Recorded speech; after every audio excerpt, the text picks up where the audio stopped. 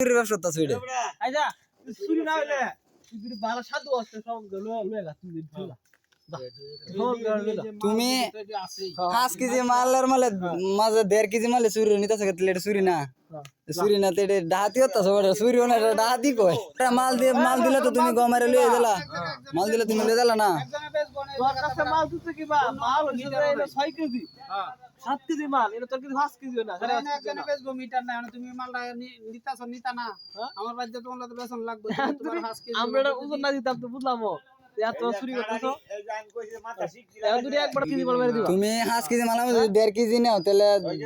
1 মণ মালের মধ্যে কইতে যাইতাছে 10 কেজি মাল নিতাছ কত তুমি এটা তো আমি কইছি স্যার 6 কেজির বেশি হইছে আর বাদ তো দিলে তো আর লই লই হ্যাঁ এটা 6 কেজির বেশি হইছে 6 কেজি হইছে না 6 কেজির বেশি হইছে এ ফাদর দিবা কইতে হাও তো তোমার 6 কেজি দেওয়া আর কি করবা কও বেসুর ব্যবসা কদিন ধরে শুরু হচ্ছে ভাইও ব্যবসা আমার সাইন করে শুরু ব্যবসা শুরু হচ্ছে ওই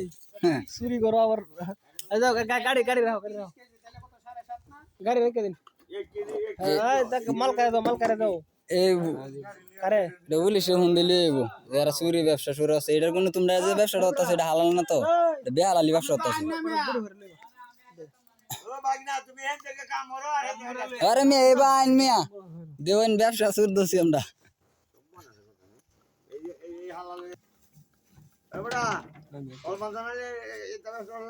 তোমার বাড়ি কোনো কইছে নাজিরুর ইয়া বাজার নাকি এবার আনছে লাইটটা ঘুরাও ফেটা যাইতাছে লাইট ঘুরাও